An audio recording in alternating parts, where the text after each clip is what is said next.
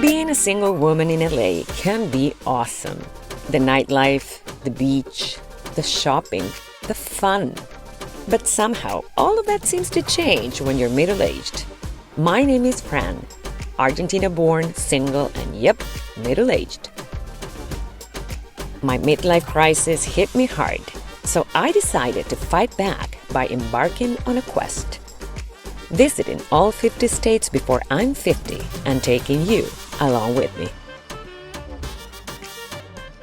Morning. Okay, world, here we go. Planes, trains, and automobiles, buckle up, because this is going to be one heck of a ride.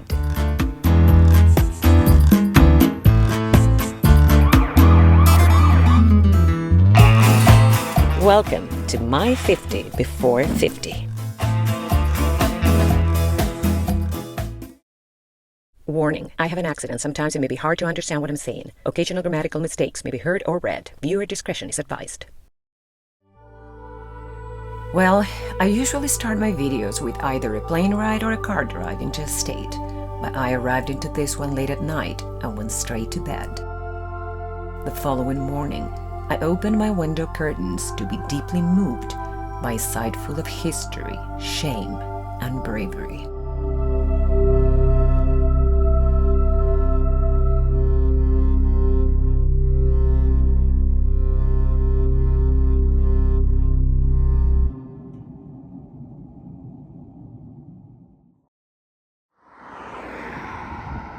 Welcome to Selma, Alabama, a historic city indeed. But before we dive into its past, I had to shake up my present with some much-needed coffee. And since my hotel had none, what better place than the Coffee Shoppe, one of the best coffees in town. Finally got my coffee. It picks up from here. Oh, it most certainly does.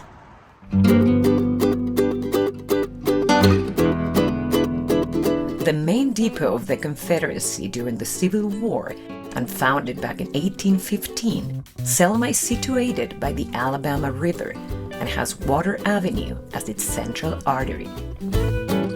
And while much of the city was burned down after the federal forces took over in 1865, traces of the war can still be found everywhere, and its history speaks through some of its surviving buildings, like the St. James Hotel, and many markers, including this one, paying homage to his co-founder and the 13th Vice President of the United States, which, funny enough, took his oath from Matanzas, Cuba, out of all places.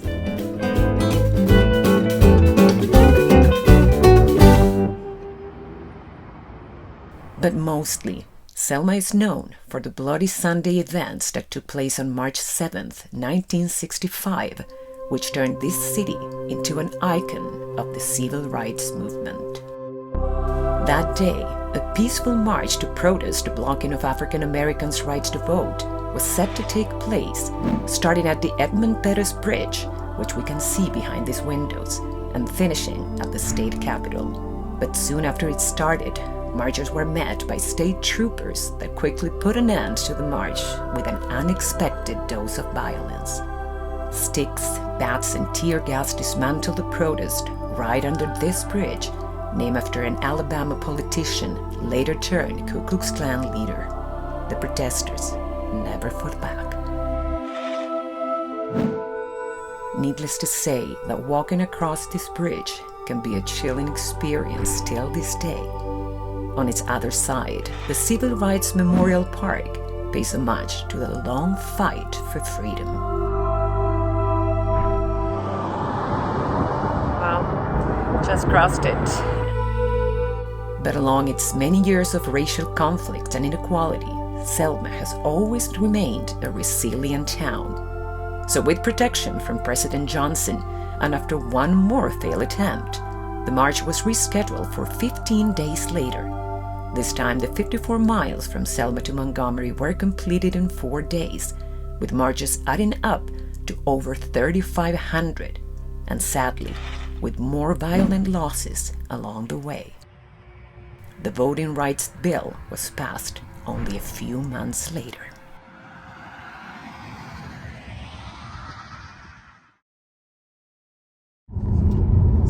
on my way from Selma to Montgomery. Clearly not walking, driving, but because somebody paved the road before me. And I'm very aware of that as well.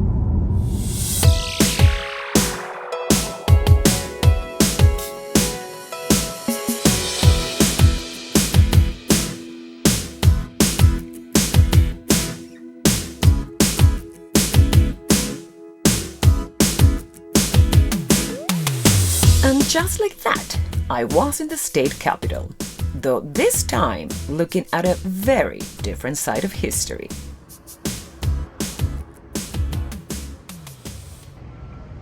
Montgomery is home to the first White House of the Confederacy.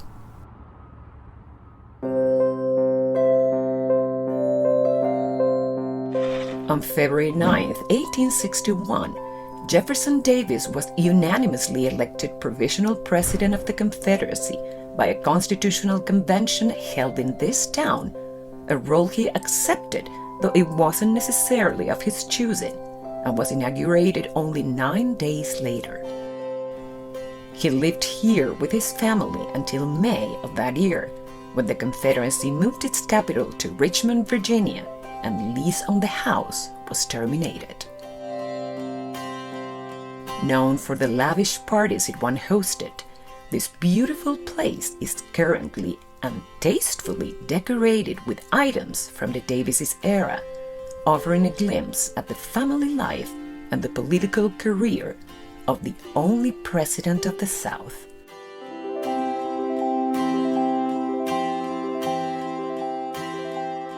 And hey, I even got to hold a musket myself. Jeez, those things are huge! Elected for a 6-year term, he only served 4 of them until the end of the Civil War, when he was captured and imprisoned.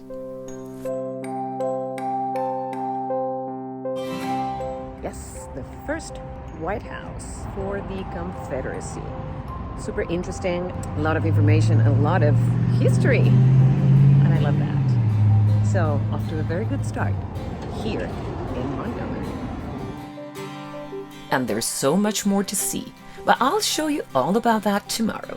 For now, time to go for dinner. The place of choice? Central, one of the best restaurants in town, where I got not only a superb dinner, but also an unexpected and very pleasant surprise. You guys, another fantastic restaurant. I love these. And also what happened is that I was, of course, by myself. #solotravel. And these 2 ladies came up to my table and said, "Are you dining by yourself? Can we sit with you?" I'm like, "Of course." So the 3 of us ended up having dinner together. And it was fantastic. Cue the picture. Great first night in Montgomery. Good morning from Montgomery, Alabama's capital city, and a city that has a lot of history. So that's what we're heading today, to retrace that history. We start at the Alabama Bicentennial Park, overlooking downtown Montgomery and featuring the gorgeous state capitol.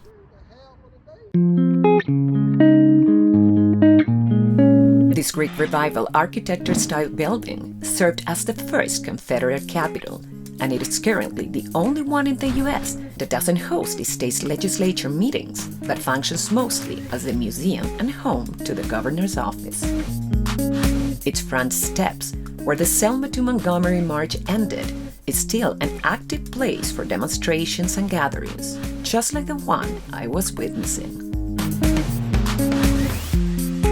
As the many markers around the beautiful Capitol grounds and all around the city remind us, Montgomery is not only loaded with beautiful buildings and architecture, but also with so much history that it is hard to keep up with everything.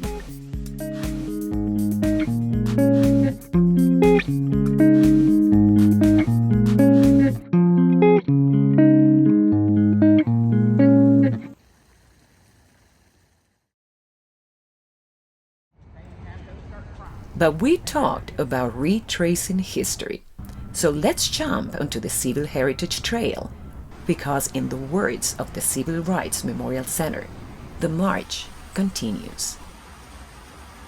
With elaborate exhibits and relevant messages, most of these museums don't allow for pictures or videos inside, so I am posting their info in the video comments for you to learn more about them. My second stop was the impressive Legacy Museum. Here we go.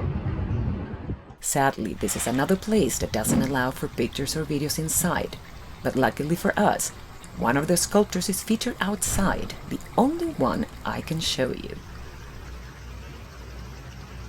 This memorial to lynching victims is just one example of the incredibly moving exhibits this museum hosts.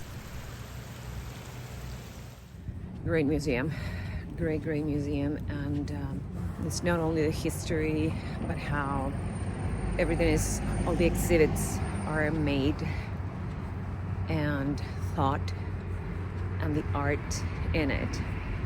And one of the things that really impacted me back in the day, this was a cotton warehouse.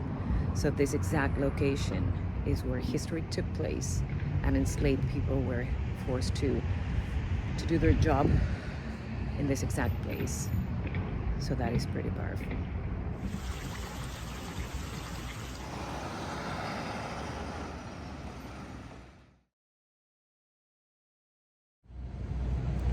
Second part, the National Memorial for Peace and Justice. Beautiful gardens. And the second video too, so let me show you. As we enter this singular space, let's take a minute to go back in history.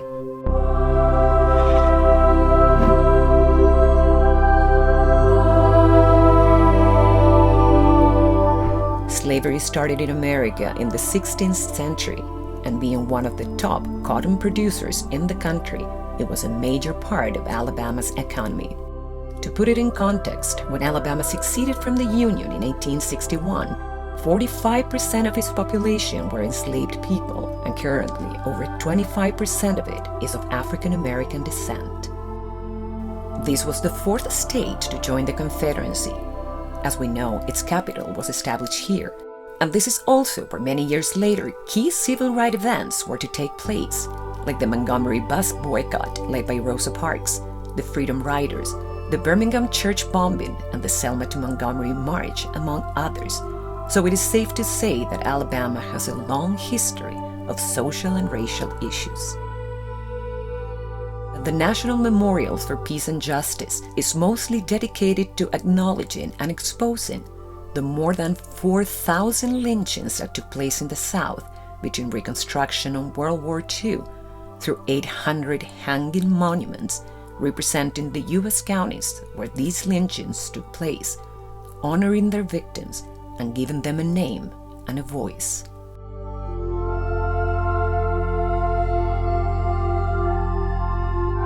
This memorial provides a unique place for learning and healing, honoring the past while fostering hope for future generations through art that is as stunning as it is moving.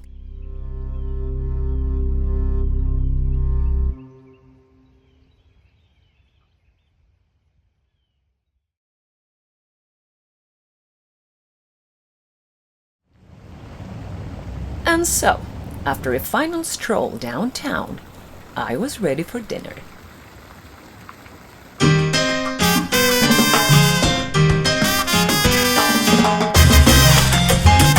Tonight was time for the Capital Oyster Bar, and yet more delicious Alabama seafood, located right by the Montgomery Marina.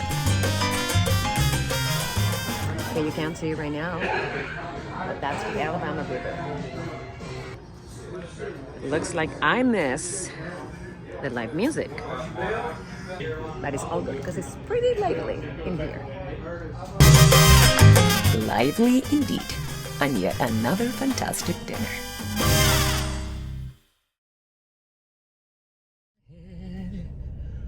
Hi everyone, final day in Montgomery, final day in Alabama. And you know, we've been retracing this civil rights movement and history which was quite heavy as much as it is important. So before I leave the state, I feel like I need to do something that is really, really light and happy. And I think I might have just found the perfect thing. But not just yet. I owed myself a visit to the Montgomery Riverfront, which still carries a lot of history, but also a lot of beauty. This riverfront offers plenty of attractions, riverboat rides, sports events, and concerts. But in my case, it was just a perfect excuse to relax and walk around enjoying the sight of the river in such a beautiful day. Before I leave, just a touch of music history. A statue in honor of the prolific singer and songwriter and Alabama native Hank Williams, and a mural that honors none other than one of my favorite singers ever, Montgomery native Mr. Nat King Cole. One of my favorite artists, singers of all time. An unforgettable voice indeed. Great final stop, but with some hiccups. Whoopsie.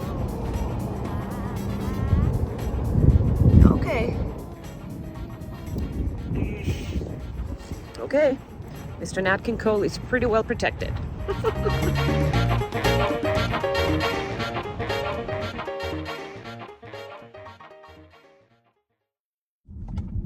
Now back on the road, because I have promised you something fun and light, remember?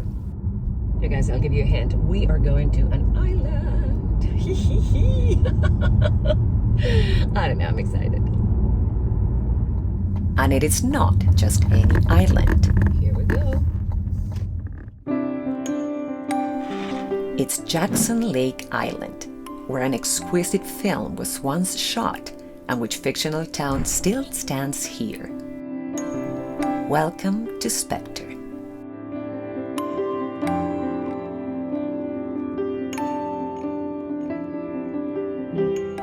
Back in 2003, the movie Big Fish was shot here, a beautiful story about truth, imagination, and love. The town of Specter, a fantasy land full of fantastic creatures and stories, was built here and left behind when production wrapped. So today you can still walk around its streets, peek into the hollow buildings' interiors, and even take a swing by its shores.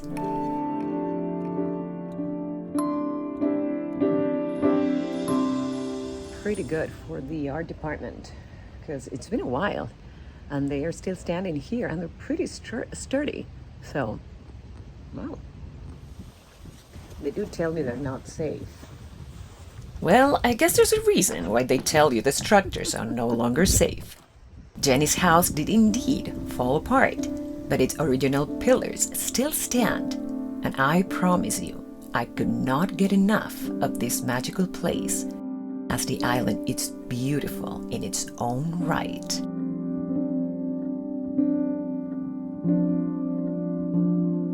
But I did have to leave, which is why I did not toss my shoes up in the air, which the movie characters and many tourists, judging by the number, did when entering Specter, as being such a perfect place, none of them would need shoes again, as none of them would ever intend to leave.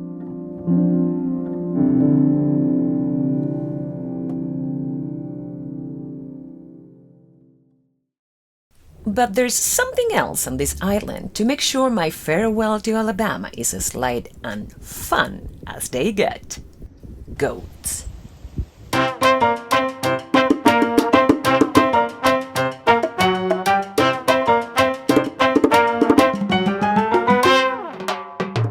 Yes, the island is now inhabited by dozens of very friendly goats that you can pet and feed while visiting.